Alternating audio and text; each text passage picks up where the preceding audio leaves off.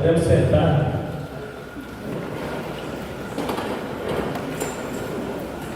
O Serginho já expressou a alegria, né, dele, também nossa, de todos, né, da Missão Guadalupe, uma alegria muito grande de poder estar aqui com todos vocês nessa formação, nesse sábado.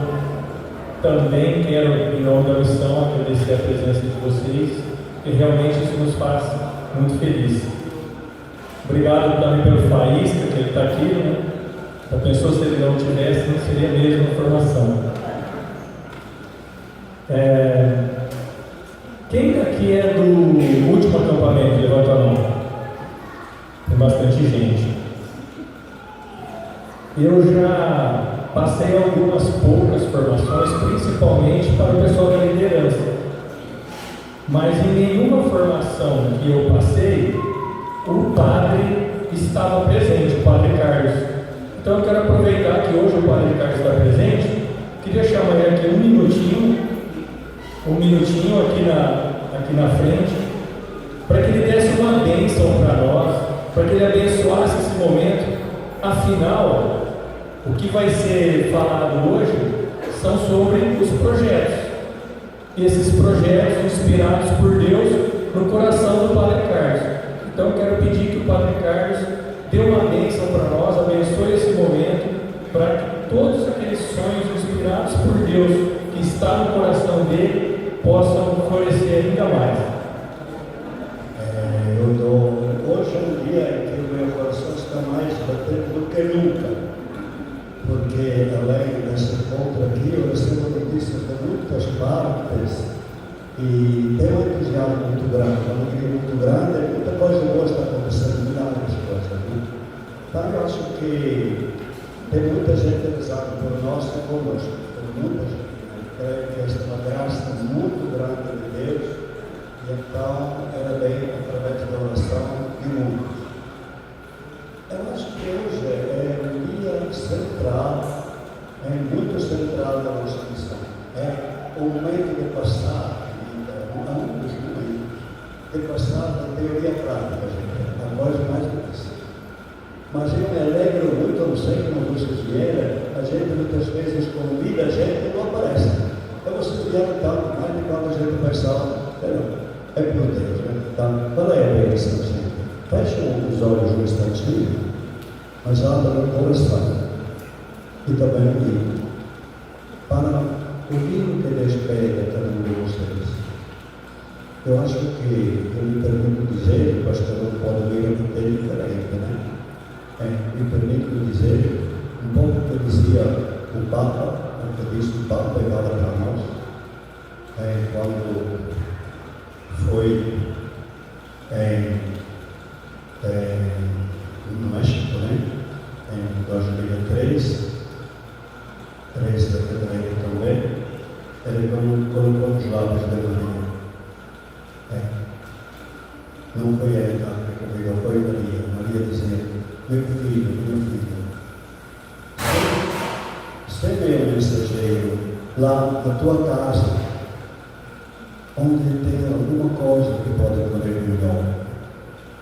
Mas ser mensageiro também nas ruas do teu pai, ser mensageiro da tua forma, da tua boca. Leva então uma palavra de esperança, uma palavra de união, de fraternidade, um conforto, um estimular. É a Virgem Maria que fala. E não é questão de fazer muito ou fazer pouco, é só fazer com pouco. Muitas vezes não é a palavra, não é a ação, é a presença. É a presença da gente. Nós estamos numa presença de Deus. Queria dizer a cada um de vocês, que vou dar a bênção, escuta isso, que a Virgem Maria te fala. Isso é o que eu experimentei. Estou experimentando ainda hoje. Meu filho, minha filha, só me leva. Eu é que farei a igreja. Só me leva, eu farei por isso. Podemos abrir os olhos e pedimos também cantar esta bênção a Nossa Senhora, né? Pela intercessão da Virgem, Nossa Senhora de Guadalupe, abençoai, Senhor, todos nós que estamos aqui, com vontade de ser uma grande família em missão e uma grande família em ação. Uma missão em ação, não teoria, em ação. Para que cada um de nós não se sinta apenas convidado ou constrangido, mas se sinta na grande alegria, na grande graça de ser chamado. É um grande dom de Deus. Deus chamou aquilo que quis. Jesus subiu a montanha e chamou aqueles que quis. E Ele quis cada um de vocês aqui hoje. Cada um de vocês tem um projeto. Abençoai a todos, pela intercessão da Virgem Maria, nosso precioso Pai, Filho do Santo. Amém. O Senhor Guadalupe!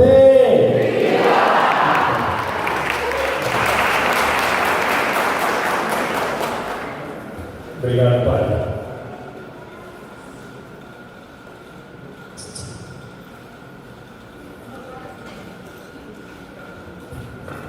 Obrigado.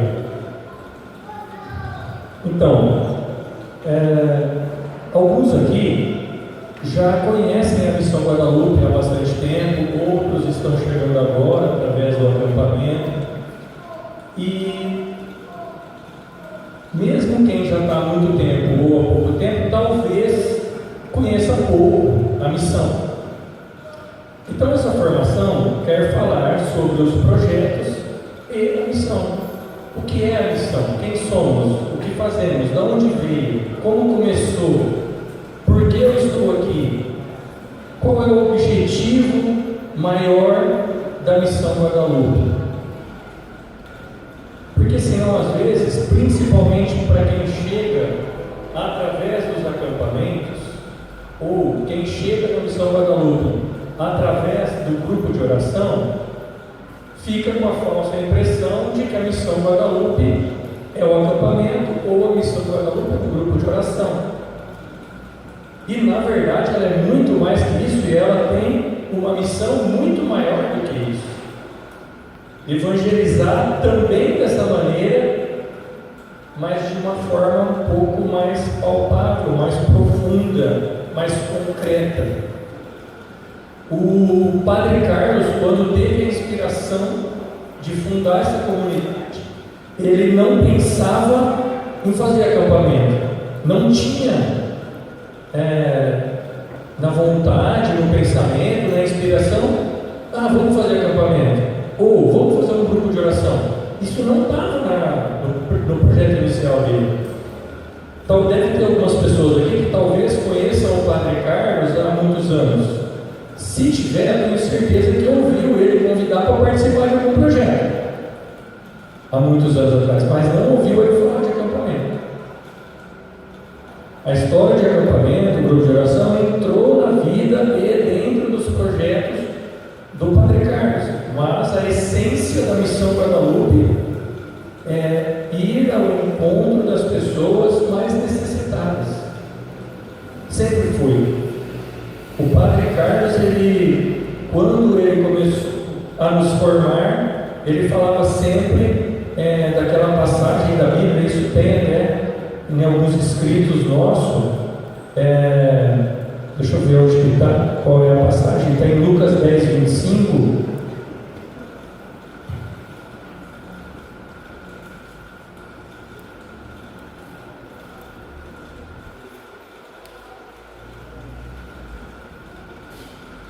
que vai falar do bom samaritano.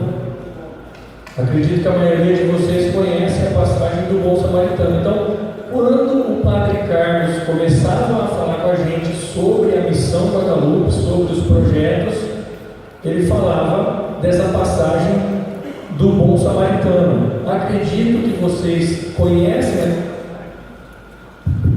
mas se vocês não conhecem, eu vou lembrar.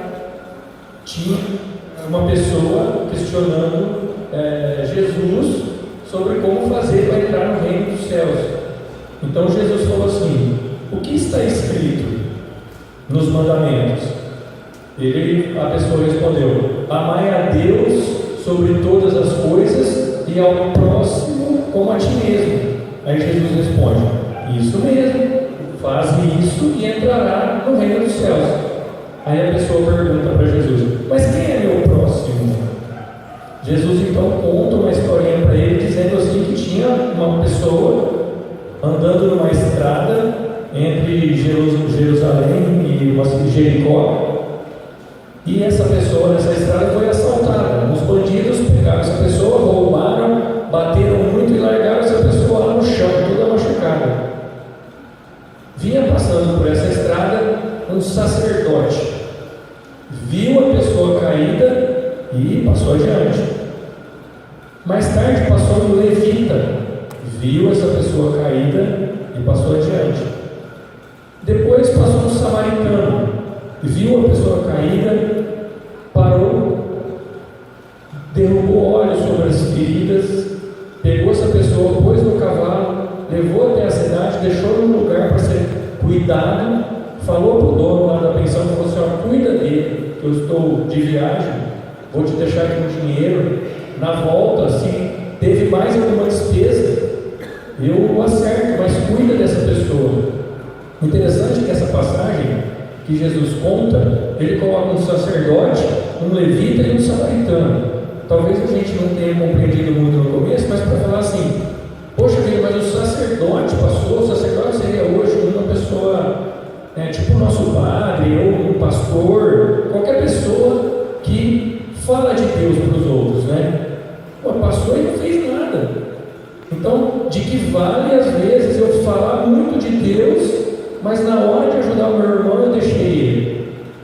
O levita eram pessoas estudadas, pessoas religiosas, pessoas respeitadas, tipo os doutores da lei, que seguiam todas as leis, mas viu a pessoa caída e não acolheu, não prestou socorro. E Jesus usa o terceiro, que é um samaritano, porque os samaritanos eram os excluídos. Os judeus nem conversavam com o samaritano, nem conversavam. Eles tinham a certeza, e isso está escrito na Bíblia, que Jesus veio para os judeus.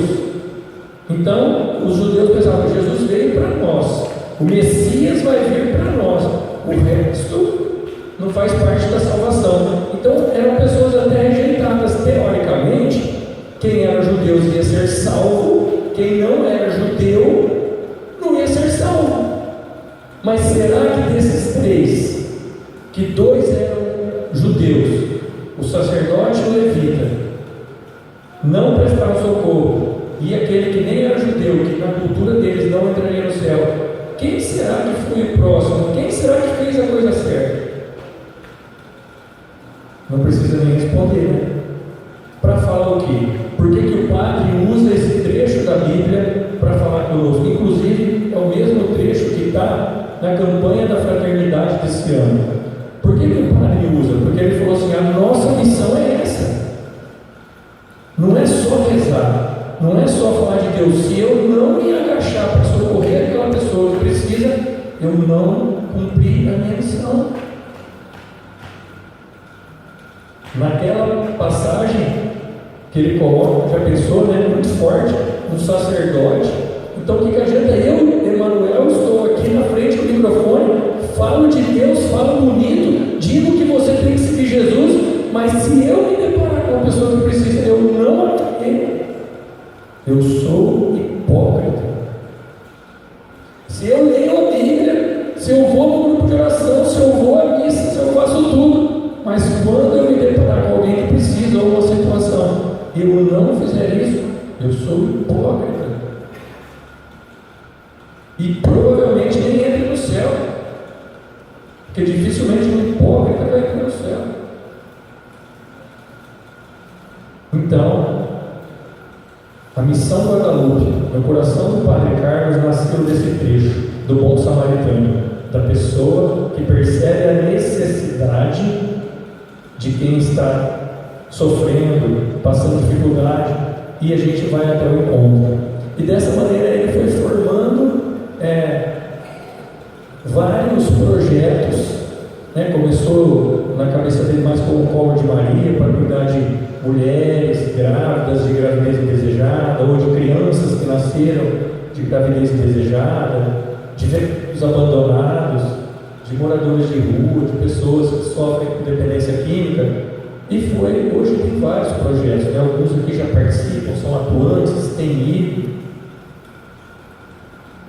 Só que às vezes eu fui convidado para participar de um projeto, mas eu não entendi direito o que eu tenho que fazer no projeto.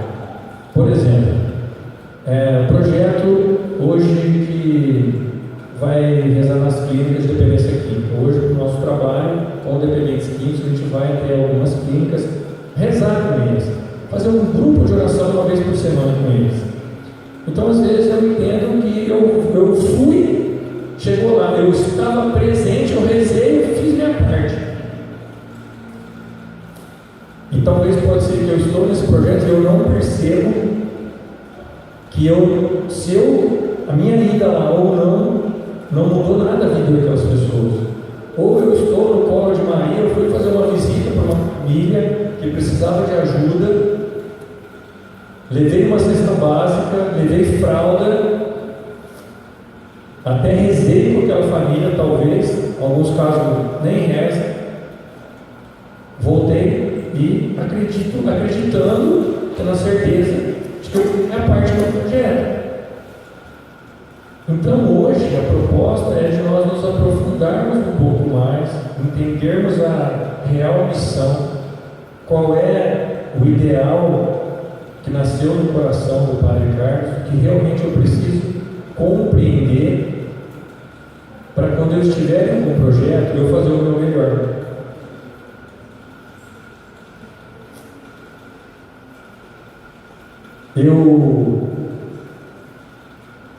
Poderia ser qualquer outra pessoa, até aqui falando, não precisaria ser eu, mas aconteceu um fato comigo em 2012. Vou contar rapidinho, que talvez faça sentido. Como a maioria de nós chega na Missão Guadalupe por conta de um acampamento, na época ele fez meu acampamento foi na Canção Nova.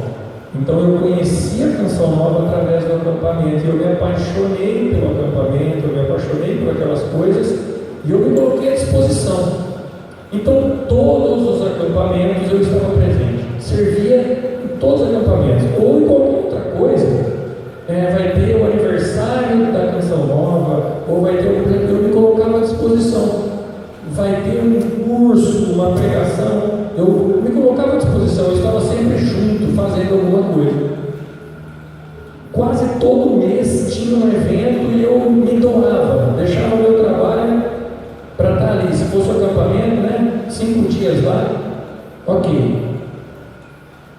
2 anos fazendo isso, todo mês praticamente, eu tive um sonho.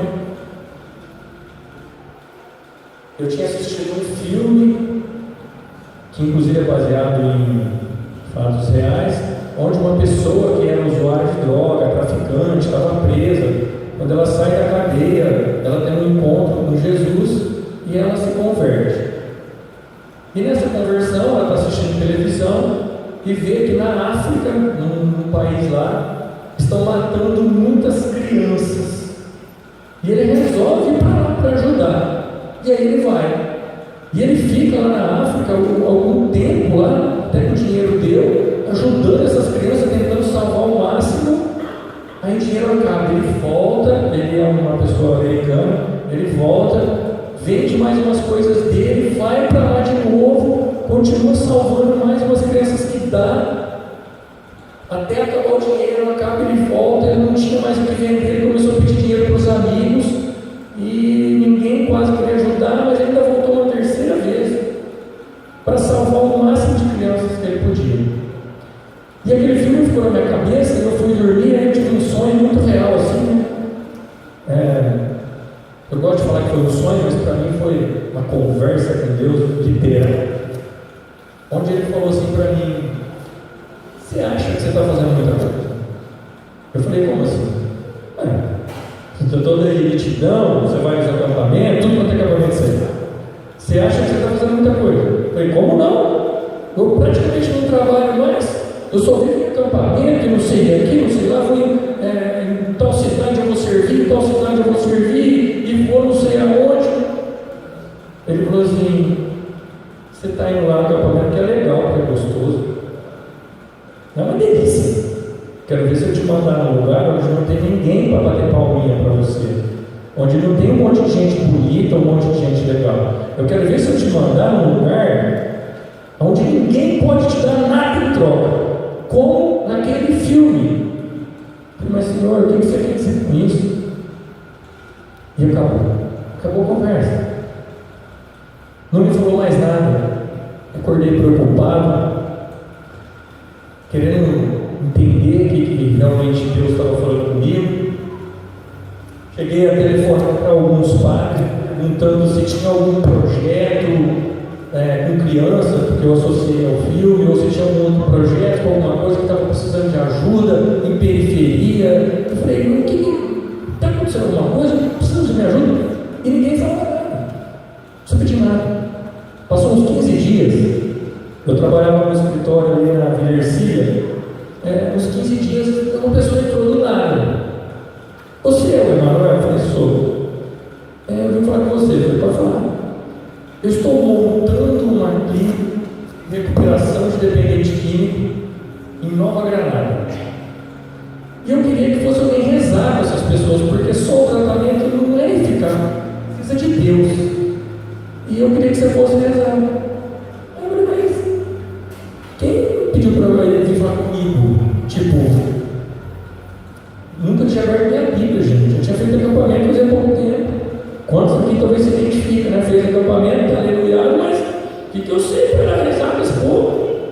Ele falou, não, é você mesmo.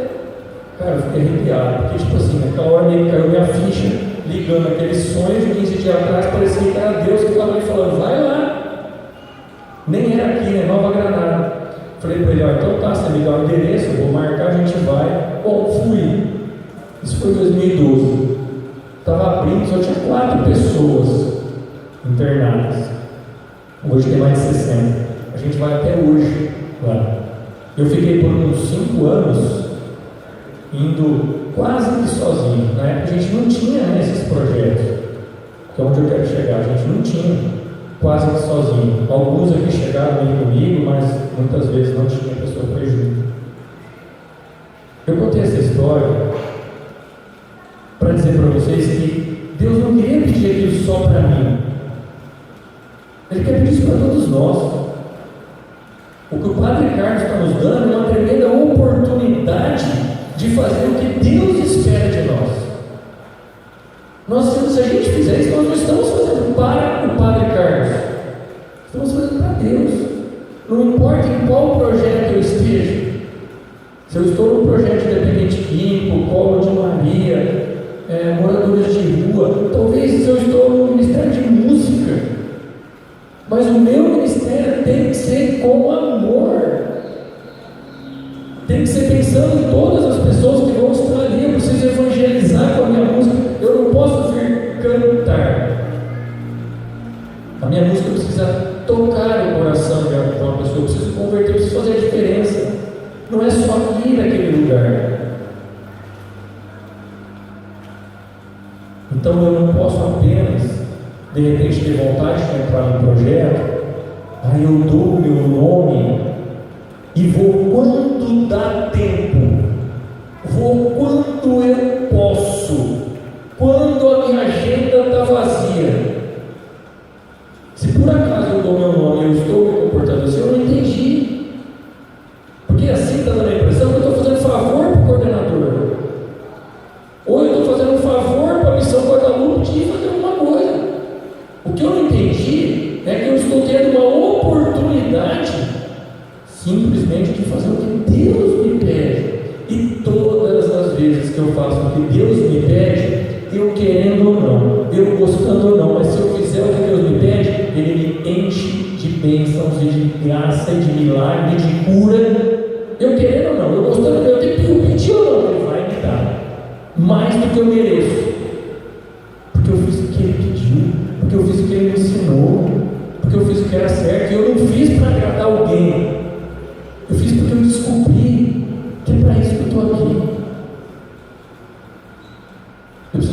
tem a missão.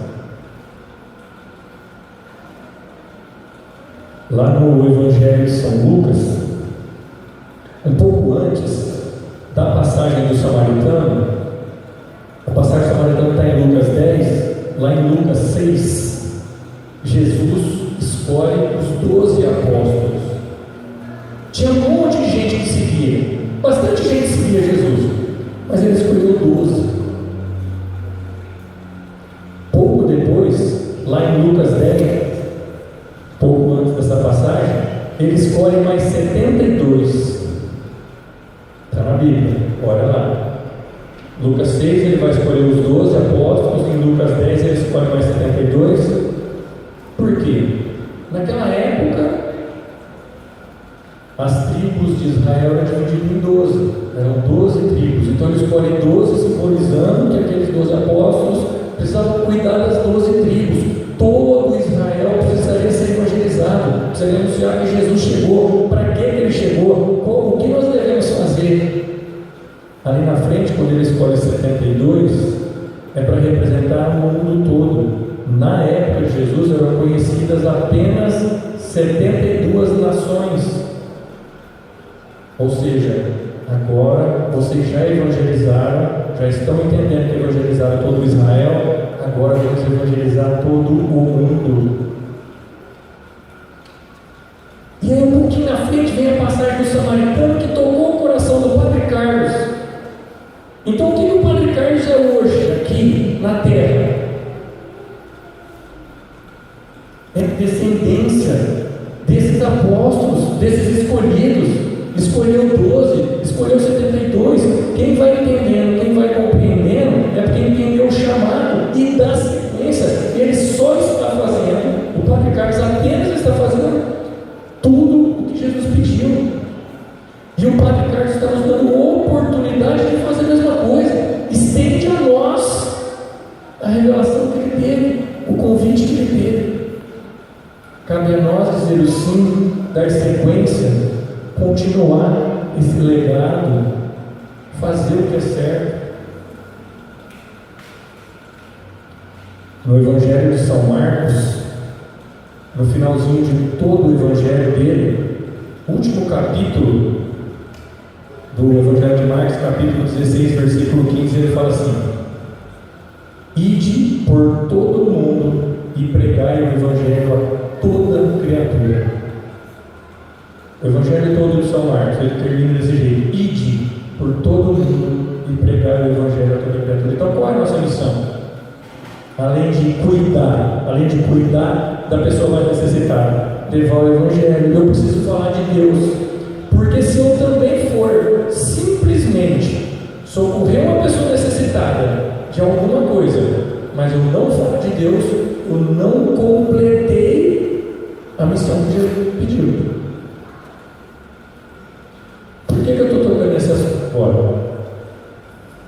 Algumas pessoas estão até cansadas de ver eu falar dos projetos, porque às vezes, dentro dos projetos, nós vamos nos deparar com alguma situação que a pessoa está precisando de uma cesta básica, e aí eu vou lá atender essa necessidade, extrema miséria, extrema pobreza. Chega lá, eu levo a cesta básica. Talvez precise de leite, eu levo, dou uma risadinha e vou embora. Então eu atendi uma necessidade, eu fiz alguma coisa, mas eu não evangelizei, eu não completei a minha missão, ficou manco. Então não importa o que eu vá fazer, que tipo de missão, qual é a necessidade daquela família ou daquela pessoa, eu preciso evangelizar. Nenhum projeto, nem o Ministério de Música, nem o que cuida das crianças pode ministério sem oração e sem evangelização. Mesmo com as crianças, eu preciso rezar com aquelas crianças, eu preciso falar de Deus para elas. No ministério, eu preciso rezar com o meu ministério. Nós precisamos falar de Deus, nós precisamos partilhar, nós precisamos evangelizar uns aos outros. Eu começo dentro de casa, eu começo no meio em que eu vivo. Quando eu vejo, eu estou evangelizando em todos os lugares que eu estou.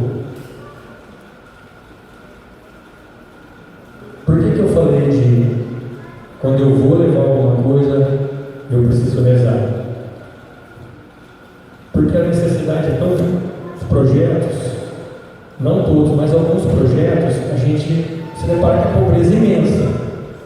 E aí o nosso coração mole e fala, nossa, eu preciso ajudar. E lógico, vamos ajudar.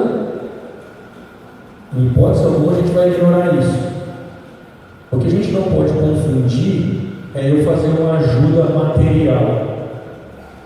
Detectar que aquela pobreza lá precisa de isso ou daquilo, precisa pagar uma conta de luz, eu vou pagar a conta de luz daquela casa. Eu preciso levar uma cesta básica, eu preciso de leite, eu preciso de fralda, remédio. Eu, às vezes, por conta da emoção, eu acabo fazendo isso, mas eu não resgato essa pessoa para Deus, eu não trago ela para Deus, então não estarei cumprindo o meu papel. Eu preciso combinar as duas coisas. Às vezes, por exemplo, outro dia aconteceu num dos projetos, o local que a gente visita, por conta de ter uns moradores de rua que fica lá, precisava de leite. Então, na ânsia da gente ajudar, a gente quer ajudar, vamos fazer uma vaquinha, vamos comprar leite. Aí uma pessoa diz, não, então eu sei uma pessoa que tem, eu já mando levar o leite lá. Falei, calma, a gente tem que ajudar, a gente tem que levar o leite. Mas eu vou mandar levar o leite lá, esse cara que vai levar o leite lá, ele vai rezar? Ele vai evangelizar? Ou ele vai levar porque ele estava vendendo o leite? Ele vai levar porque estava vendendo leite. Então eu atingi o meu objetivo? Não. Eu começo a distorcer um pouco a missão da luta. Eu começo a distorcer um pouco o projeto que eu estou. O mais importante é o amor que eu levo e o resgate que eu consigo resgatar para Deus. Tem até um trecho muito bonito na Bíblia, vocês, acredito que a maioria conhece, foi até música do Renato Russo, está lá na Carta de São Paulo aos Coríntios, primeira Carta de São Paulo aos Coríntios, capítulo 13, que fala da caridade. Essa caridade na Bíblia, algumas Bíblias vão estar escrito amor, algumas Bíblias vão estar escrito caridade, porque ela vem, a raiz dela vem de uma palavra grega, ágape. Tinha pelo menos várias maneiras de escrever amor, mas o ágape, a forma, quando alguém queria escrever amor da forma ágape, é que é um amor puro, um amor de Deus. Tem amor eros, é um amor entre homem e mulher, marido e mulher, amor eros. Eros é uma forma de escrever amor. Filos é uma forma de escrever amor, mas é um amor entre família, pai, filho, irmão. Mas ágape é a palavra que traduz o amor incondicional, um amor que não tem necessidade de vínculo, um amor que vem de Deus, o amor de Deus por nós. Ele nos ama incondicional, independente de eu retribuir, de eu fazer alguma coisa, de eu gostar, de eu saber que Ele me ama, e Ele vai fazer tudo por mim, desde que eu permita, mas Ele vai fazer tudo por mim. Então, a caridade, a palavra ágape, ela é traduzida por amor e por caridade, porque a caridade é a expressão máxima de amor. Quando eu vou fazer caridade, eu não posso confundir com filantropia, com assistencialismo. É diferente. Por mais que assistencialismo é uma coisa bacana, não é caridade. Por mais que filantropia é uma coisa bacana, não é caridade. Assistencialismo é uma coisa a prefeitura, por exemplo, pode dar assistência à família carente, distribui cesta básica. Isso é assistencialismo. Prefeitura, governo, assistencialismo, porque não tem compromisso com as pessoas. Faz numa determinada situação. Filantropia exige um pouquinho de amor. Eu faço por amor, mas é sem compromisso. Filantropia é uma coisa que vai ter um projeto ali, precisa de dinheiro. Então eu vou dar dinheiro, precisa haver amor. Eu vou dar dinheiro para que aquele projeto ocorra. Vai ter um almoço com os moradores de rua e precisa de verba. Eu vou dar um dinheiro para fazer. Então eu ajudei, precisa ter amor, porque se eu não amar o próximo, se eu não quiser fazer isso, não vai acontecer. Assistencialismo não precisa nem ter amor. Filantropia precisa pelo menos gostar daquilo, querer fazer aquilo. Mas eu não tenho que me envolver. Caridade não. A caridade é a única forma que eu faço concretamente. Eu preciso estar envolvido, comprometido, participar. Então, todos os projetos da Missão Guadalupe, eles têm que estar completamente envolvidos e conectados com a caridade. Se não houver caridade em qualquer parte do projeto, nós não atingimos o objetivo. Voltando, por exemplo, a falar das doações. Você tem uma família muito necessitada, eu fui, levei uma cesta básica, rezei com ela, daí um mês ela me ligou, levei uma cesta básica, rezei com ela, daí outro mês ela me ligou, eu vou ficar todo mês levando cesta básica, mesmo que eu estou rezando. Se essa pessoa não muda de vida, eu não cumpri o meu papel. Eu estou fazendo assistencialismo disfarçado de caridade, eu nem percebi que eu estou fazendo assistencialismo, porque a pessoa foi me pedir todo mês, ficou dependente de mim, e eu estou fazendo a mesma coisa. Por que eu estou falando isso? Porque eu preciso perceber que a minha evangelização a esta pessoa não está sendo muito eficaz. A culpa é minha? Talvez não. Você fez o seu melhor, mas aquela pessoa não quer se converter, aquela pessoa não quer mudar. Tem muita gente que a gente vai rezar nas casas, convida para vir ao grupo de oração, à missa, ou se é uma casa muito distante, a gente fala assim: olha, procure a igreja mais próxima, mas por favor, vá a uma missa. Se você não é católico ou evangélico, vá no culto, mas vá buscar Deus. Nós vamos atender essas coisas com um propósito maior de levar Deus, não a comida, não a cesta básica, não a fralda, não o remédio. Então, se eu estou indo repetidamente no mesmo lugar fazer a mesma coisa e eu não mudo a vida delas, eu não fui eficaz. Sem eu perceber e sem culpa também, virou um assistencialismo. Então eu preciso entender e falar com essa pessoa, falar assim: você precisa de Deus. Senão você vai ficar eternamente precisando que eu te traga uma cesta básica, sendo que isso não vai adiantar. Quem conhece a passagem na Bíblia da Samaritana? Quem já leu ou ouviu o Samaritano? A passagem da Samaritana, Jesus se depara mais uma vez, hein? Samaritano estava na passagem, né? Foi o Samaritano que ajudou, e essa Samaritana de novo. Exatamente porque Samaritano e judeus não se entendem, um não conversa com o outro. A Samaritana está no lugar bebendo água, chega Jesus e pede água para ela. Ela fala assim: mas você é judeu, pedindo água para mim, sou samaritana? Ele falou assim: se você soubesse quem eu sou, você me pediria água. Porque a água que você está bebendo, você vai ter sede o resto da vida. Mas quem beber água que eu posso dar, jamais terá sede. Vocês entendem que quando eu vou evangelizar, que quando eu vou numa casa, numa clínica, se eu não levar Deus, se essa pessoa não descobrir Deus, ela vai ficar com sede o resto da vida. Eu vou ter que ficar dando água o resto da vida. Só que se ela descobrir Jesus, ela não precisa mais de mim. Eu desafio alguém aqui a falar para mim que conhece uma família ou uma pessoa que é totalmente fiel a Deus, que passa necessidade, passa fome. Eu desafio alguém que é temente a Deus, que segue as orientações de Jesus, que está passando fome hoje. Jesus não deixa ninguém na situação de miséria total, não deixa quem é fiel. Todas as pessoas que estão em alguma situação de miséria ou penumbra, porque não levam a sério Deus, falam de Deus, mas não vivem em Deus. De repente até vai num culto numa igreja, mas não pratica, não segue, não leva a sério. Então eu vou um projeto para ficar levando cesta básica o ano inteiro para a mesma família e não conseguir levar ela para a igreja. Tem que ser claro. Se vocês forem fazer essa visita, seja claro: você não precisa de mim. Eu vim aqui. Eu às vezes falo isso, viu? Eu vim aqui na sua casa.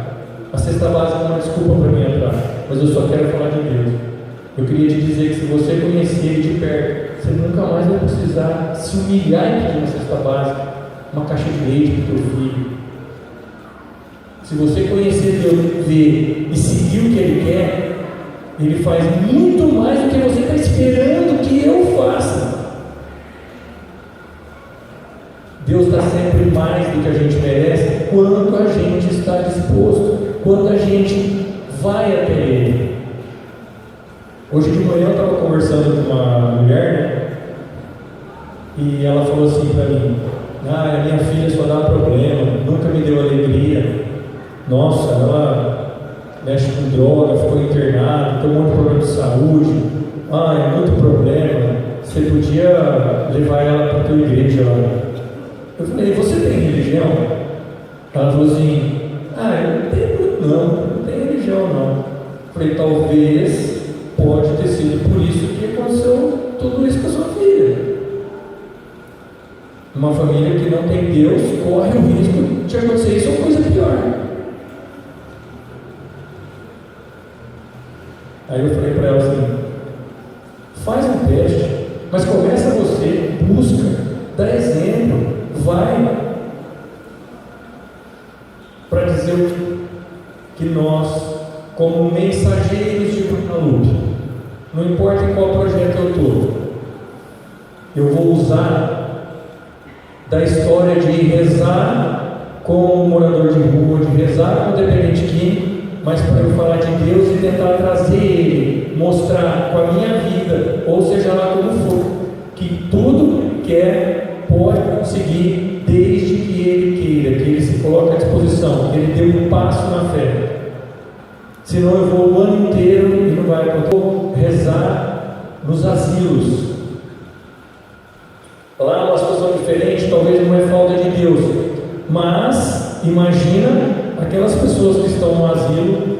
Se tem uma que realmente tem Deus no coração, ela está ali, ela é feliz. Aquela pessoa que já está ali no asilo, velhinha, que não tem Deus, está morrendo todo dia, mais rápido, definhando. Então, onde eu falo de Deus, eu dou um abraço, eu dou um beijo, eu dou um sorriso. Nós temos testemunha em clínica de dependência química de pessoa que deixou de usar droga por conta de visita de pessoas como nós.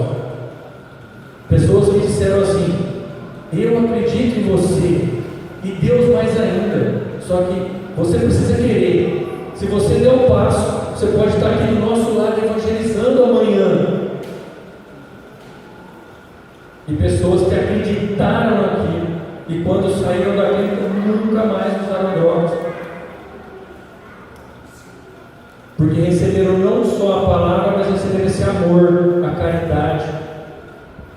Não foi simplesmente eu bater ponto. O que o Padre quer muito nos passar é que a gente não pode simplesmente fazer parte, fazer número, mas se eu não for de verdade. Por exemplo, às vezes eu estou em um projeto e é uma vez por mês que eu vou atuar. Ou eu vou numa clínica, ou eu vou no Pó de Maria, ou eu vou num asilo. É uma vez por mês. E ainda assim eu não me preparo. Eu não rezo antes com a minha equipe, eu não rezo antes sozinho. Eu estou sem confessar há muito tempo. Não tenho feito liturgia diária. Não li nem o Evangelho do dia. Como que eu levo Deus para uma pessoa, para um lugar, para um asilo, se nem para mim eu estou pegando? Então essa formação de hoje tem também o intuito de dizer que quando eu me proponho a fazer parte de um projeto, além de saber exatamente o que eu tenho que fazer, eu preciso parar. Emanuel, mas eu não entendo nada. Eu como você falou atrás, eu não sei nem abrir a Bíblia. Eu não sei rezar direito, eu não sei estudar. Eu também não sabia. Mas eu decidi que eu ia correr atrás. Que eu ia começar, eu ia dar o primeiro passo. E comecei a, pelo menos, pesquisar. Para ajudar nisso, eu trouxe hoje aqui umas folhas. Se alguém puder me ajudar, pode duas turmas aqui distribuir. Eu vou tentar passar bem rápido isso aqui. que são algumas orientações para nós de como estudar, como me preparar. Se eu me proponho a fazer isso, a entrar no projeto, a falar de Deus, a levar a Deus, eu preciso me preparar, é o mínimo. Senão, eu vou ser só volume.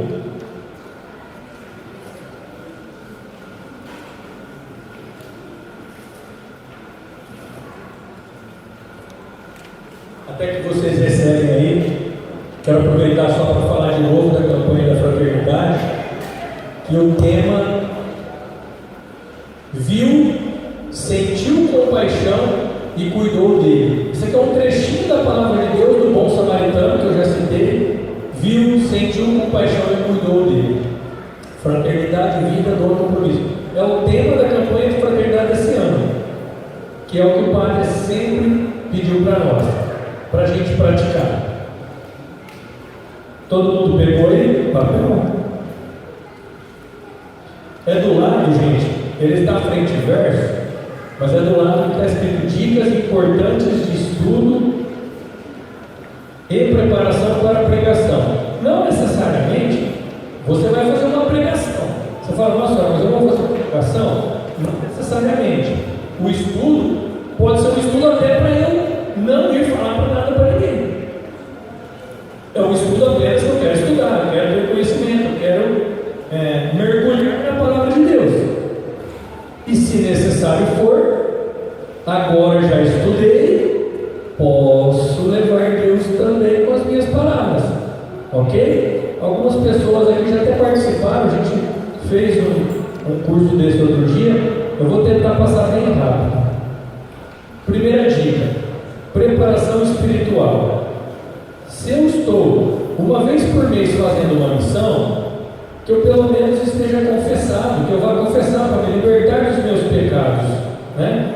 Porque se eu estou cheio de pecado, não sei se vocês sabem, o pecado me afasta de Deus. Então, se eu estou cheio de pecado, não vou confessar e quero me servir, gente, a última coisa que vai acontecer é levar a Deus. Estou cheio de pecado, então vai se confessar. Você vai para o acampamento? Você vai evangelizar? Você vai. Aonde você vai? É uma missão para levar a Deus? Tem que estar confessado. Participar da Santa Missa. Por quê? Eucaristia. A Eucaristia é o alimento espiritual mais precioso e mais potente que existe. A Eucaristia me faz ter conexão total com Deus naquele momento. Essa preparação espiritual, dependendo do que eu vou fazer, eu posso naquele dia fazer a abstinência de alguma coisa que eu gosto muito, sei lá, coloquei aqui novela, doce, cerveja, esporte. Hoje em dia nem é novela, né? Netflix. Naquele dia eu posso fazer jejum ou diminuir a quantidade de comida, alguma coisa. Mas assim, eu tenho pelo menos consciência de que eu preciso me preparar, fazer minha preparação espiritual. Aí, sobre o que eu vou falar? Bom, eu preciso saber, já pensou? Eu me proponho então a ir falar numa clínica, eu vou falar de Deus para umas pessoas, mas eu não sei o que eu vou falar. Chega lá na hora eu vejo. Chega lá na hora o Espírito Santo que faz, né? Já estudei isso, né? É brincadeira, mas na hora o Espírito Santo fala, pô. Tem que respeitar, pelo menos, né? Ele até faz, mas eu nunca vi alguém carpir lote e não levar enxada. Não vai carpir. Então, como é que você quer que Deus faça se não levou nada para ele fazer? Não tem o que pegar dentro de você, não vai fazer. Eu vou pesquisar o tema, eu vou procurar textos, artigos em vídeo, porém, eu preciso ter bom senso e pesquisar isso em fontes de pessoas conhecidas.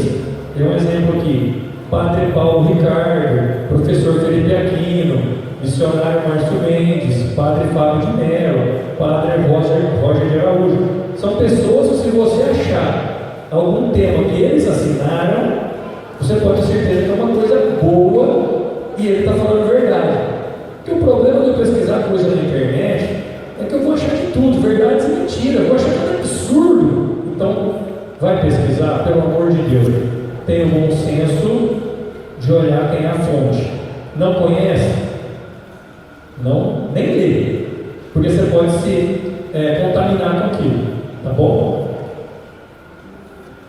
Estudar a palavra na Bíblia. Se eu sei que eu vou falar de um trecho, bom, tá, é um trecho lá que eu vou falar, ok, vou estudar. Estudar, além do trecho, eu vou falar, por exemplo, 3 versículos. Então, estudar além do trecho proclamado, o capítulo todo, ou até o capítulo antes e depois do trecho, para ter uma compreensão melhor e mais ampla do que vamos estudar. Depois reler tanto o conteúdo quanto o estudo. A introdução do livro, se for livro, se for carta, evangelho, também nos traz muitas informações. E tem as Bíblias próprias para estudo, tem até nome aqui. O que eu estou querendo dizer? Eu vou falar hoje numa clínica ou lá no lar dos velhinhos, eu quero ler o Evangelho do dia. Ok, o Evangelho do dia tem 5 versículos. Daí eu só leio aqueles 5 e fico, o que será que Deus quer falar com esses 5? Então, já leu o capítulo todo. O que está acontecendo antes de chegar naquele trecho? O que vai acontecer depois que passou aquele trecho? Se precisa, vou pegar um capítulo antes, ler aquele capítulo inteiro antes, o capítulo inteiro, que eu falo só o trecho, o capítulo inteiro e o depois, porque fecha o assunto. Talvez não. Tem leituras da Bíblia que não tem conexão com o capítulo da frente, com as coisas, não tem conexão, mas é importante eu ler. Pelo menos eu vou entrar no contexto histórico, qual momento foi, o que estava acontecendo, me entende? Se você, por exemplo, fosse falar da escolha dos 72, que está na Bíblia, e não tivesse lido os capítulos anteriores, você não sabia nem que tinha escolhido os 12 já. Quando a gente está começando, a gente não sabe, depois você vem a saber. Então é importante, se eu vou estudar um trecho, eu pego bastante antes e depois para eu fechar a linha de pensamento. As Bíblias de estudo, essa aqui é uma Bíblia de estudo. As Bíblias de estudo, ela vem, vou abrir aqui para vocês. Ela vem com grande parte de explicação. Por exemplo, a nossa Bíblia comum é de cima e embaixo o que está na Bíblia. Essa aqui só o trechinho de cima que é a parte da Bíblia. Toda essa parte de baixo é explicação do que está em cima. É uma Bíblia de estudo.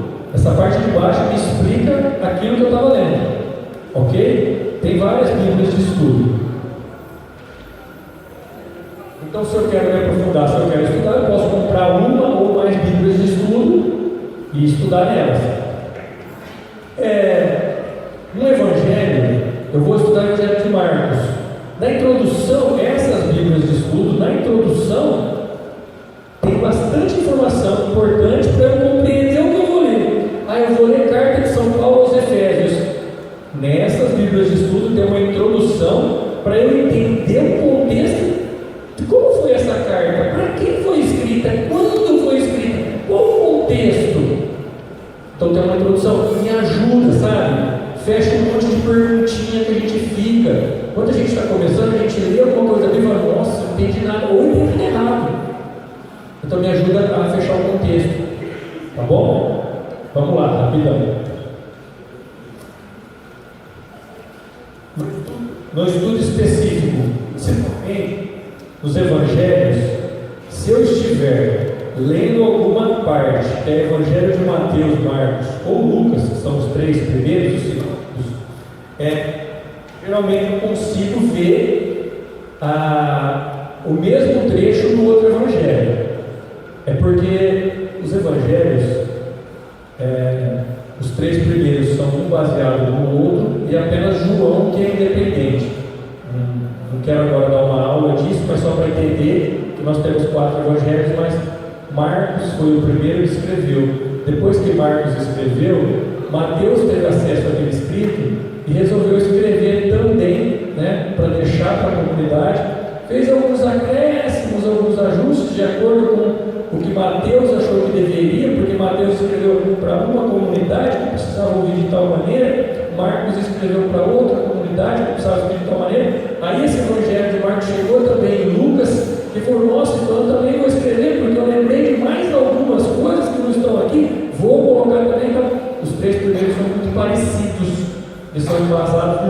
João não teve acesso.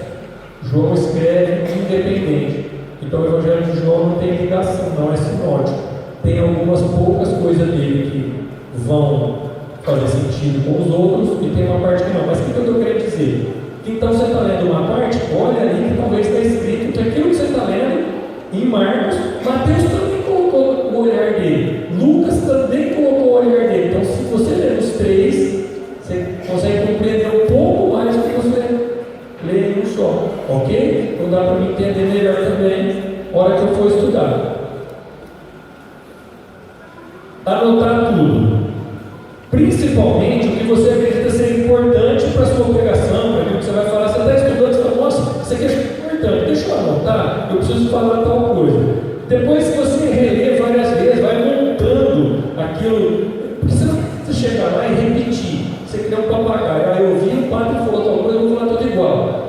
Por que não é legal fazer igual? Eu pego uma pilha de um padre e vou duplicar ela, eu vou replicar ela. Porque o padre falou para aquela pessoa, você está falando do lugar. Você está falando para o dependente químico, você quer falar com a mesma contexto que ele falou numa missa que só tinha 10 velhinhas lá. Tinha 10 velhinhas lá que estão precisando escutar uma coisa. Os dependentes químicos lá, tudo doidão lá, você quer falar a mesma coisa. Então, é um outro contexto.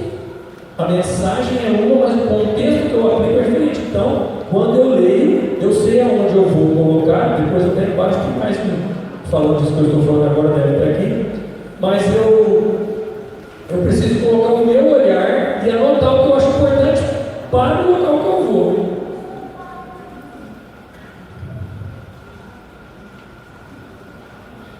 Se você tiver alguma palavra, um trecho que você acha muito importante, também separe para citar ele lá quando for fazer.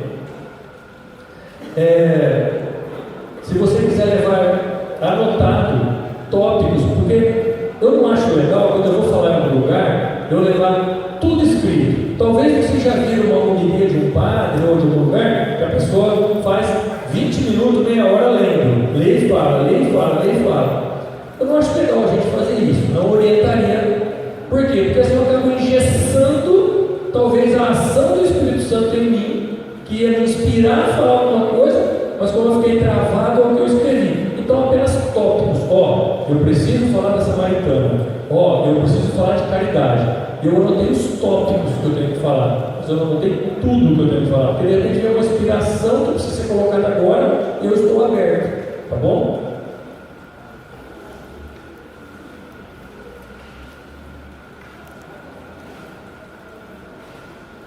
Estudar ou rezar antes? Coloquei desse jeito porque normalmente as pessoas não tendem a querer estudar muito e rezar pouco. Talvez uma outra pessoa quer rezar muito e estudar pouco. Eu diria que os dois são muito importantes. Não dá para eu fazer só rezando. Nossa, estou rezando por inspiração, estou rezando, rezo, mas eu também não estudo.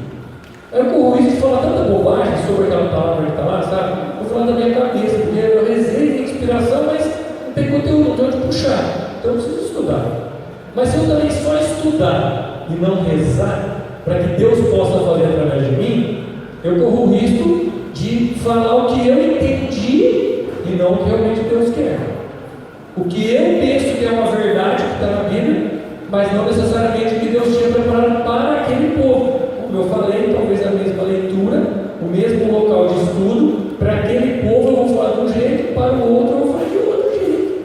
Então eu preciso rezar bastante e estudar bastante se eu vou me predispor a falar em algum lugar. Como falar? Uma dica que eu recebi, penso que pode ser de muita utilidade, é quando me refiro à Assembleia, evitar usar você. Eu gosto muito disso, dessa parte. Ou vocês. Então, eu vou falar com o dependente químico. Aí eu falo assim, porque vocês têm que mudar de vida. Porque vocês não podem fazer assim. Você acha que é bonito o jeito que vocês estão fazendo? Você acha que sua mãe não está sofrendo em casa? Daí eu fico falando vocês, eu fico acusando e pondo o dedo na ferida. Você acha que a pessoa vai mudar? Você acha que a pessoa está ouvindo o que eu estou falando? Porque isso todo mundo já falou. posso de maneira alguma acusar, tocar o dedo na ferida. Quando em vez da palavra vocês, eu coloco nós, ou eu me coloco no lugar eu quero falar a mesma coisa, mas eu falo assim: será que quando eu faço uma coisa, eu estou falando para os mesmos dependentes, quando eu faço uma coisa dessa, minha mãe vai ficar legal comigo, vai ficar feliz comigo, ou ela vai ficar triste? Então eu estou falando para o cara, mas eu estou falando de mim, aí não doeu mesmo, eu estou falando de mim, entende? Então, quando a gente está falando de Deus para as pessoas, ou eu quero mostrar uma situação, não é legal eu usar a palavra vocês, a menos que seja muito específico, que eu precise, que não cabe outra. Mas quando eu quero falar, eu preciso entrar no contexto, estar junto, ou me colocar no lugar, tá? Uma coisa que eu preciso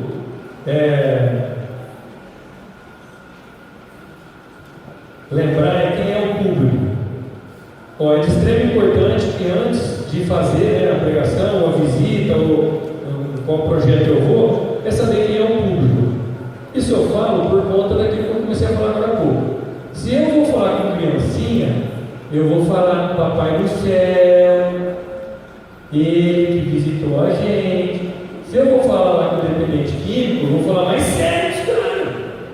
Se eu vou falar numa comunidade que todo mundo já está convertido, eu sou mais suave, só preciso relembrar, trazer de volta. Então, depende do público que eu vou falar, eu vou usar o contexto.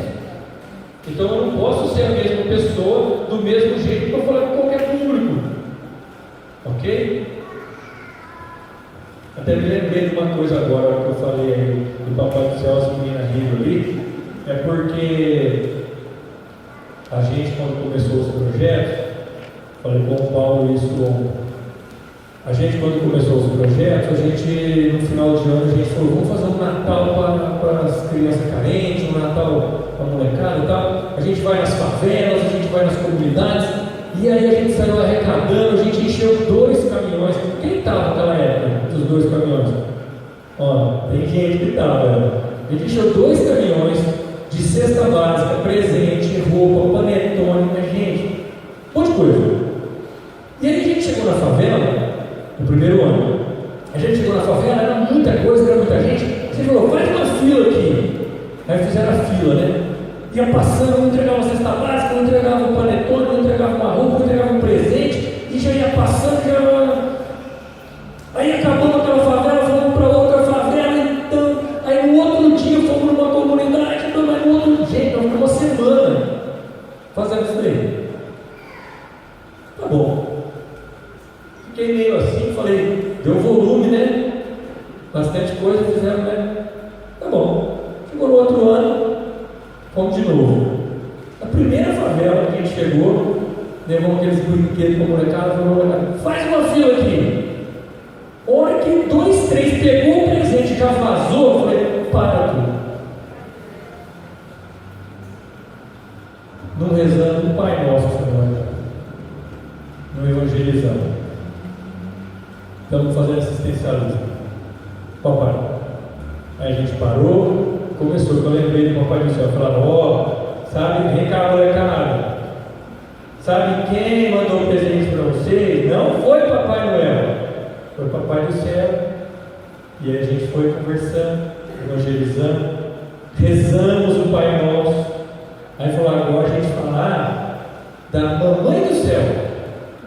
Vocês conhecem a Mamãe do Céu? Entendeu? E fomos falando quem é a Mamãe do Céu, que tem que rezar para ela, que pode pedir, que pode conversar com ela. Rezamos. Foi na primeira. Aí na outra favela nós já chegamos, sabendo o que a gente ia fazer. Entenderam a diferença? De evangelizar ou fazer assistencialismo? Nós já fizemos. Mas aprendemos com os erros, e por isso estamos aqui hoje para a gente ir ajustando cada dia mais. Vamos lá que está acabando. O que ajuda no estudo? Uma das coisas que ajuda muito é acompanhar e meditar, estudar com a homilia diária todos os dias, e não somente quando vamos a uma pregação, uma evangelização, quando a gente vai a um projeto. Porque senão a gente quer se preparar só naquele dia, e aí ok, é fato, vou aprender muita coisa, mas já pensou se todos os dias liturgia diária, eu leio a primeira leitura, o salmo, aí eu leio o evangelho. A liturgia diária da Canção Nova, no aplicativo, tem até um lugar lá que você pede e aparece o padre, o vídeo dele fazendo a homilia. Você ouve como se você estivesse na missa. É muito legal. Então, se a pessoa, se eu faço isso todo dia, como eu vou me abastecendo? Aí o dia que eu preciso falar de Deus, nossa, está saindo sozinho. Você fala, nossa, velho, olha aí. Não, abasteceu, eu tinha que tirar. Entendeu? Então é legal, ajuda muito se eu fizer isso. Uma coisa que está escrito aqui, vocês vão ler que é o Encheios, eu vou até fazer um convite. Nós vamos começar o Encheios agora, dia 10, agora, né?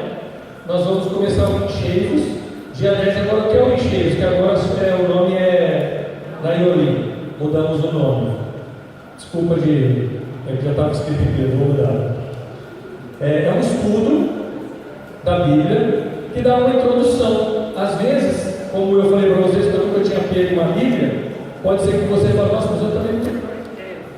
Então, o Naiolin é um curso, todas as terças, começa dia 10, por 4 meses, que nós vamos passar o princípio, como eu encontro no verso da folha de vocês, inclusive, no verso, tem um pouco do que vai estar lá no Naiolin, de como abrir a Bíblia, como eu encontro um capítulo, um versículo, escrevi. Aí atrás, eu nem vou falar nada disso hoje, mas já fico com vocês, que era já para dar uma introdução para quem quer fazer esse estudo bíblico na Naiolin, começa dia 10, ok?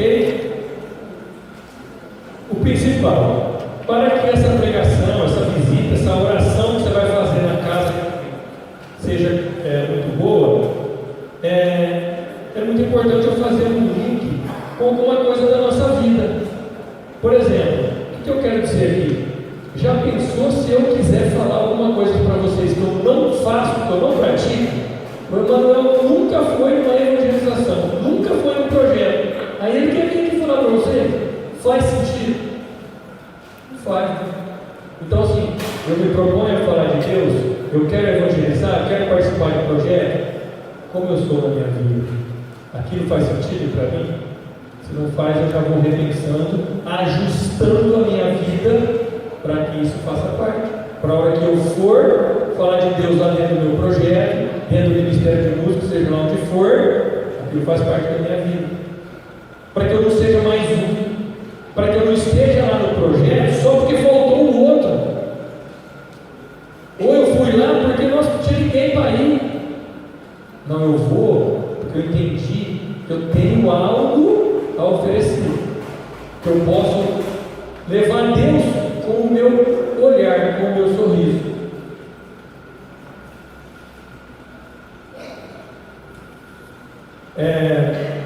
Tem uma coisa que eu coloquei aqui, que eu acho muito importante, é não querer agradar e sim falar a verdade do Evangelho. O que eu quero dizer com isso? Muita gente se preocupa em agradar no lugar que vai. Então talvez o trecho da palavra, ou seja, o tema que eu vou levar, não sei, o lugar que eu estou indo, eu quero ir lá para agradar. Não vai para o melhor, não é o melhor caminho. Não sei se vai ajudar aquelas pessoas, se eu quero agradar elas, mas eu tenho que levar a verdade do Evangelho. Talvez quando eu falei aqui para vocês sobre assistencialismo, filantropia e caridade, talvez pode ter alguém que ficou assim, nossa, eu presente, então o que eu faço não vale nada. Não foi isso que eu quis dizer, mas eu preciso dizer para vocês a diferença. Eu tenho que falar a verdade. Então não importa onde eu vá, eu preciso falar a verdade. Eu não posso estar preocupado em agradar aquelas pessoas. Mas se eu falar assim, se eu falar desse jeito, as pessoas, nossa senhora, vão ficar com raiva de mim, nunca mais volto aqui no grupo de oração. Se aquilo que eu falei é uma verdade de Deus e estava inspirado, eu me preparei. Se for necessário falar aquilo, eu preciso falar. Eu também não posso só querer ser duro. Eu vou falar mesmo. Eu falo porque não vou falar a verdade. Então, eu quero quebrar tudo. Não é isso que eu estou falando, gente. Estou dizendo que eu preciso falar a verdade com carinho. Eu preciso falar a verdade com respeito. Mas eu não posso distorcer a verdade para agradar alguém ou uma comunidade. Não posso. Tá bom?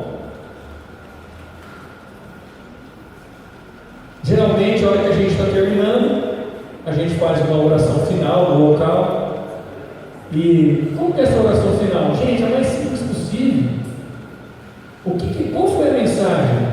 O que eu estudei para levar para aquela comunidade, para aquela casa, para aquela família, para aquele dependente químico, morador de rua? No que eu me baseei? Faz uma oração para que aquilo tudo que foi dito, vivido, para que aquilo aconteça. Pede para Deus, em nome de Jesus, que tudo que nós vivemos, que realmente se realize na vida daquelas pessoas. Uma oração simples. E por último, a última coisa que eu vou falar para terminar, é uma coisa que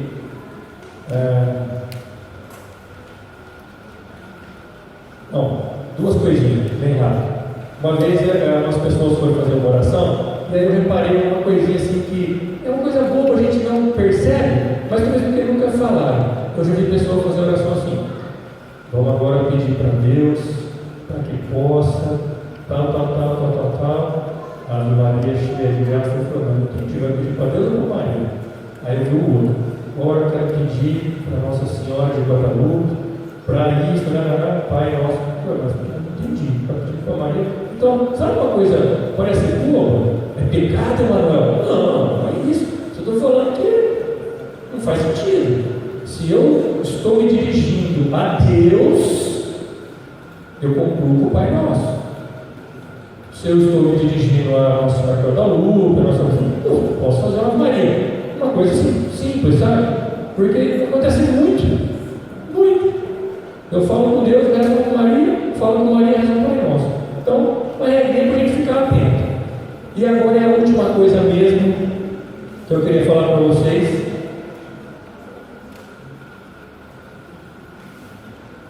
Também para a gente, falei isso na formação de liderança.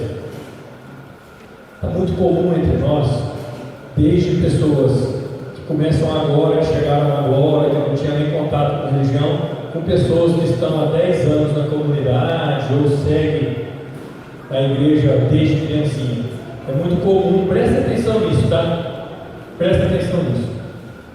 É o segundo mandamento que eu vou falar. É muito comum as pessoas falarem assim: nossa, Deus me incomodou para fazer isso. Nossa, Deus está gritando no meu ouvido para me falar aquilo. Não, eu preciso porque está muito comum pôr a culpa em Deus de uma coisa que eu queria falar. Não faz não. Talvez você nem percebe que está cometendo o segundo pecado do segundo mandamento: não usar o santo nome de Deus em vão. Não usa não. Mesmo que foi Deus que gritou no teu coração, no teu ouvido, você falar aqui, vai lá e faz, mas você não foi Ele. Porque vai que não foi. Vai que é tua vontade. E você joga em Deus para os outros. Se foi Deus, eu tenho que escutar esse cara agora, né? Lá no acampamento, agora no último aí, tem um momento lá que vai fazer a oração, tem as pessoas específicas para fazer a oração, sai uma outra pessoa do lugar lá que não tem nada a ver, corre, não, Deus me incomodou porque eu tinha que vir aqui fazer uma oração. Será que foi Deus ou ele estava à vontade de fazer aquilo? Entende? Sabe por que eu estou falando, gente? Porque é perigoso. Não é perigoso não ser Deus e ser vontade minha. Não é só isso. É porque só tem 3 formas de eu fazer alguma coisa: ser por vontade de Deus, ser por minha própria vontade, ou o inimigo que está falando aqui, eu vou lá e faço, cara. De repente eu posso estar escutando é o inimigo e ainda pôr a culpa em Deus. Então a última coisa para fechar é pedir: não use o santo nome de Deus em vão, por favor. Não fica falando, Deus me inspirou, Deus me falou, Deus me empurrou, Deus isso. Cuidado com isso daí. Cuidado. Está muito comum eu ouvir isso e não é legal. Tá bom? Eu estou muito feliz de estar aqui com vocês hoje. Muito obrigado pela paciência de me ouvir por tanto tempo. Achei que foi muito bacana, muito produtivo. Estou de verdade muito feliz de partilhar um pouco com vocês e espero que isso nos inspire e nos ajude a levar os projetos do Padre Carlos a sério, a não fazer número, mas a fazer de verdade, a ter comprometimento, porque não vai ser por ele, vai ser por Deus. E toda vez, falei isso agora há pouco, faça o que Deus nos pede, eu querendo ou não, eu gostando ou não, Deus vai me abençoar ainda mais, Deus vai me dar presente, Deus vai fazer muita coisa por mim, porque eu entendi o que Deus espera de mim, a caridade. Lá na carta de São Paulo aos Coríntios, que eu citei para vocês, que ele fala da caridade, último, Coríntios 13, ele fala assim: de todas as virtudes restam 3, a fé, a esperança e a caridade, mas a maior delas é a caridade. Quem fizer tudo, mas não fizer a caridade, pode estar sendo hipócrita. São Paulo fala que a gente pode estar sendo hipócrita se a gente fala que faz tudo, mas não faz a caridade. Amém? Deixa eu passar para o Serginho aqui.